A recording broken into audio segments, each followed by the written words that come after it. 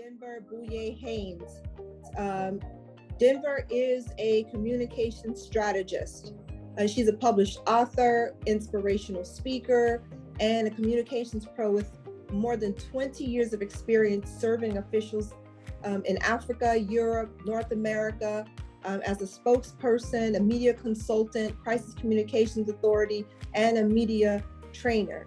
Denver office provides a lot of training and perspective for senior leaders on how to communicate and what your messages communicate, whether directly or indirectly.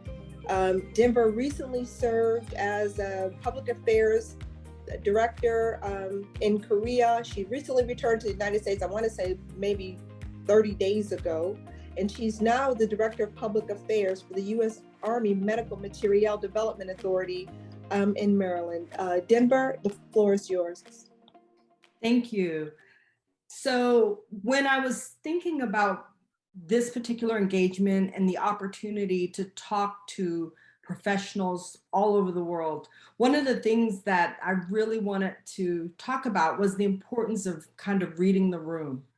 Because the value that I see in being public affairs and also working hand in hand with protocol is the fact that when you have leaders that take the helm of an organization, sometimes they're new, sometimes they don't have a lot of experience, sometimes they're just learning the people and the systems and the processes.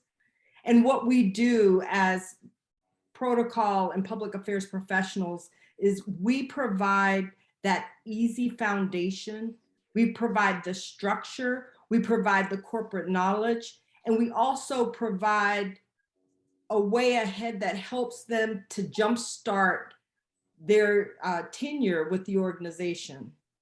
The reason that I guess I wanted to also talk about public affairs and protocol together, while serving in Europe, I was the Director of Public Affairs for the U.S. Army's overseas training area. And we had sometimes up to 30 nations at a time on our installation. And there were countries from all different backgrounds. And primarily what the role was we were trying to help people work better together, interoperability, speaking the same language, using the same kinds of equipment in case we needed to defeat a threat. Well, now when you think about where we are, that was, all over 10 years ago that I was there. You look at what the pandemic has done. Well, the pandemic didn't just make people sick. The pandemic actually created an environment where organizations also became sick. So you don't have, a threat that happens to people physically that doesn't impact their work habits, their standards, the way that you communicate, because now moving into the digital environment, now we're all having to communicate over computers versus face-to-face. And when you talk about and think about how communication is, predominantly, over 90% of that is the nonverbal stuff. We're missing all of that when we're talking over the internet. So as public affairs and protocol practitioners, what we do, what we have to continue to do to help to set the stage for positive relationships and for useful discussions is to work together. So primarily in communication strategies, I look for ways to develop frequency of message. That message is everything from how you write your emails to how you present during public engagements. When I was in Europe, one of the big tasks that we had was the overseas installation that I worked at. Because we were overseas and because everything always falls down to funding, one of the things that we had to figure out how to do was to get additional money, because stateside, you have people who lobby for installations in the US. But overseas, a lot of the dependency is not so much on stateside funding, but also how can you get more money from international partners and stakeholders. And so sometimes there's a disconnect. And so naturally, the thought is if we're going to cut somewhere, we're going to cut overseas. So the background is the task at hand was public affairs officer, protocol officer, what we need you to do is figure out how can we develop enough interest to demonstrate that this is a viable effort worth the US dollars that we're putting into it, worth the NATO dollars that we're putting into it. And so what we had to do as a team together was to find ways to, one, host media days, and simultaneously, we also hosted distinguished visitor days, and to develop programs which would allow us to highlight our image, the processes, the procedures, the equipments, the relationships that we had that we were leveraging internationally, but at the same time, host those same distinguished visitors from those multinational countries and develop products that spoke to them. So videos that we could show as they walked through our buildings, placemats that had all of the numbers so that when they sat down to have a discussion about what we were doing and who we were, they could see a digital visual representation everywhere they went on our installation so that we could develop champions. And that ultimately was the goal. Now, because I was there in Europe and we also had the relationship with our partners in Southeast Asia and in other places, the exposure to relationships with persons from Africa and other parts of Europe kind of piqued an interest in me. Because what I realized is internationally, the professionals that I was meeting, they were the ambiance of protocol. They were the ambiance of diplomacy. They lived that essence that said that I'm professional, I'm somebody, I have the backing of my country. Those were the things that I had not seen before, especially working in the stateside environment. So again, looking at perceptions, thinking about exposure with internationals. I toured and traveled to Ghana, the Republic of Benin, to Nigeria, and then most recently working in Asia. One of the things in gift giving, I did not understand as a public affairs person how important gifts are in the diplomatic process, because the rules and regulations that we have for the military made it more difficult to purchase, to have gifts that you could give. And at the same time, the commanders that I was working for didn't want the challenge of going through the lengthy processes to do the purchase, and was mostly uncomfortable with the gift exchange because some of the perceptions. Things like installation passes to come onto the installation. In Asia, in Korea, where I was, in South Korea, those were coveted documents that allow you to enter the installation to interact with US personnel on a regular basis. And those things had a monetary value. And so understanding who could and who couldn't have them created problems. And so working with the government, the local government, and approaching them on their territory, in their offices, at their meetings, allowing them to host us, give us gifts, take photographs. There's also monetary value in those photographs. So it's even the littlest things or smallest things that we don't think about in American culture that meant a whole lot to them. So leaving South Korea, so I mentioned about the passes and the monetary value of that. One of the challenges that I had to work through with the protocol officer was, how do we update a 60-year agreement where there's no existing documentation. Having to sit down with the lawyers to actually write a new document that allowed international diplomacy between non-US citizens and US citizens to allow a permanent regular access to the installation that still honored the 60-year agreement that dated back to the Korean War, basically.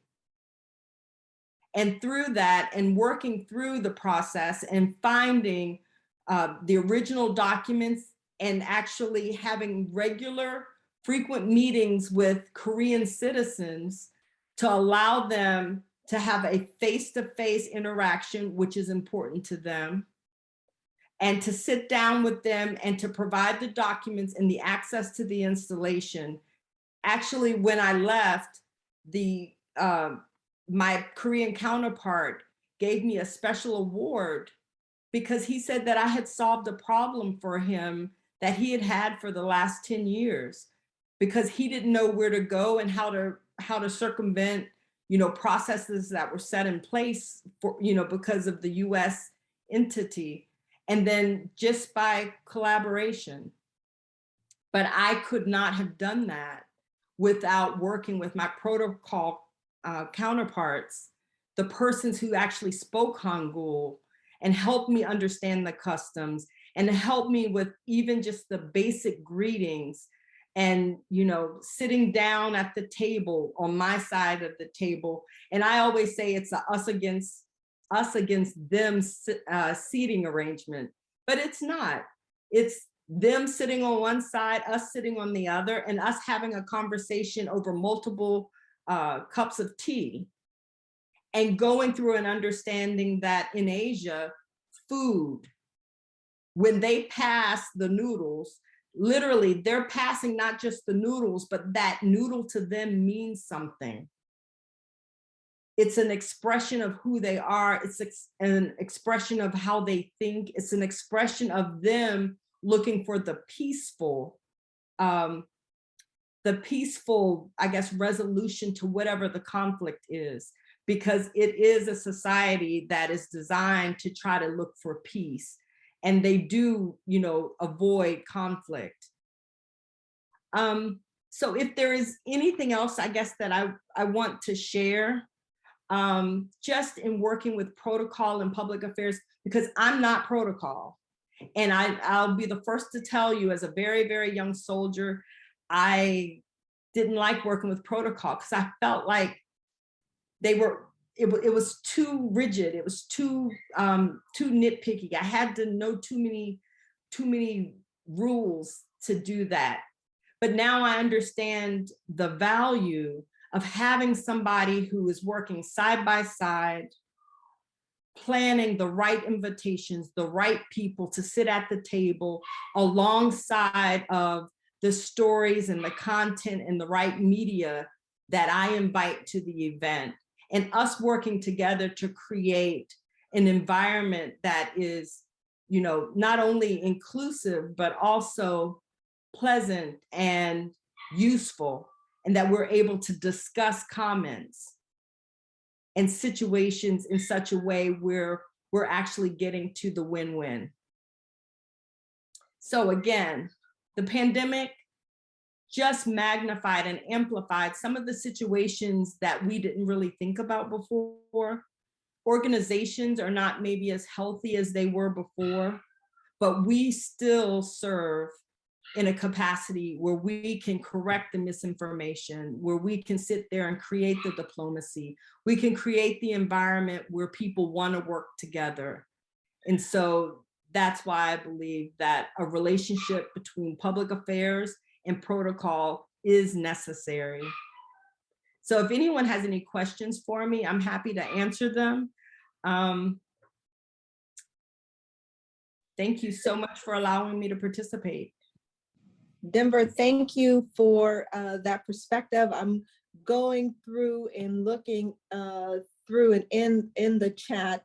I will say, just listening to Pedro, listening to this presentation that you provided, even earlier with Desiree Broussard's presentation, she mentioned, protocol is not public affairs, and often, at least here in the US and working in the military, they have been confused, but there is this definite connectivity where one can certainly support the other if it's done in a strategic manner and correctly. Pedro said it best. It's a term I use all the time. Everything speaks. Image is power.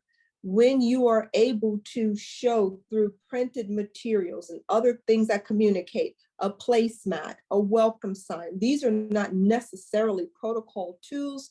There are tools that are used in the communications industry, but when we work together, when our two professions merge and understand the corporate business structure, the mission of the organization, it is truly, truly a force multiplier, if you will.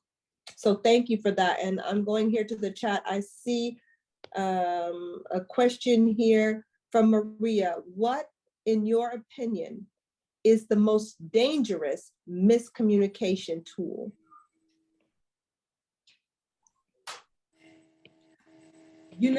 I think about this sometimes, and sometimes I think it's not the things that are said, it's the inaction.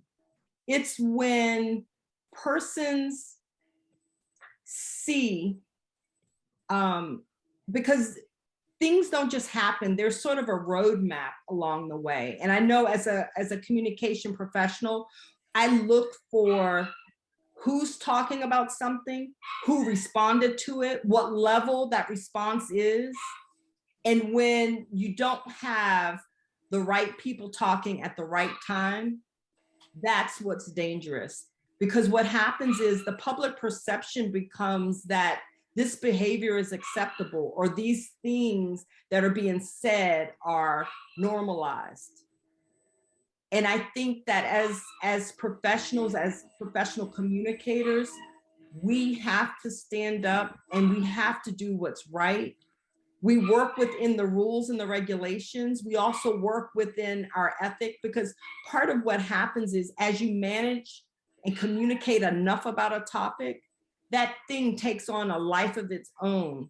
And you're able to kind of read the signs and the symptoms of what's happening. And those are the things that we have to communicate to our leaders. And then our leaders have to demonstrate the courage to do something about it. Denver, Thank you. if I may Great very point. quickly, Donna, this was just such a wonderful answer, and I'm so glad that you brought up everything from the lack of action to who is talking to whom. Absolutely wonderful, and I actually wrote it down. So thank you. Thank you. Patricia, did you have something? I saw you come on. Yeah, no, I thank you, Deva. This is really interesting. An interesting area you've raised, especially public affairs and protocol. But my thought, I found, situations where people don't understand the difference.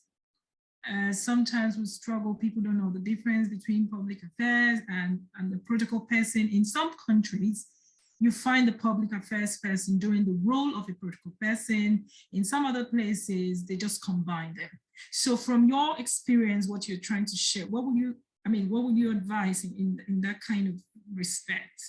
How was the thin line there? What's the difference? But so it's really, really interesting, because I've worked in my private life also in a lot of capacities. So in my Igbo culture, my name is Adeja Gamba. I am the ambassador, princess girl that you can send anywhere in the world and she will make us proud.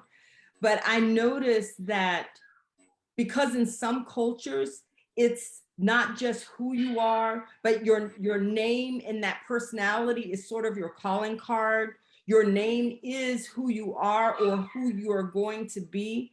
And so part of it is the expectation that you have some of these other pressures that happen in different cultures, where you're not maybe as free to speak up, where I can tell my leader something and maybe he'll accept it, but in some cultures it's not, it's not acceptable. So I think that you have to work within the culture. I think you also have to work and develop the champions around you, because where someone doesn't like me, the ambassador self that I am, or the very outspoken person that I am, if I develop the champions around me and those around me understand the vision, understand the message, understand ultimately what we're trying to achieve, they can kind of nug away at those persons who are not believers or people who are not coming along with the vision or the mission or the goal. And that kind of erodes that negative perception to help us to get to the win-win. Okay, thank you. Thank you for your explanation. Oh, no, thank you. Thank you for asking the question, because that's really a tough one. And I've been to a lot of countries where it is done a lot differently. Thank you. And again, I keep saying this and mentioning it to everyone. In Denver, when you get a moment, just read some of the comments here. Dr. Colton, an excellent presentation, Denver. Thanks so much for emphasizing the vitally important connection between public affairs and protocol. I so much appreciate how your speech dovetailed with mine. I was going to say that dovetailed with hers yesterday, and Dr. Colton most certainly did. I told her that too when I spoke with her last night. Anyway, so the foundation of public diplomacy and global diplomacy, and she says congratulations on your speech. So I think we're running close to time. If there are no more questions, Nikki. Thank you so much. That was an inspiring presentation. I just want to thank you. Really appreciate it. Thank you. Anytime.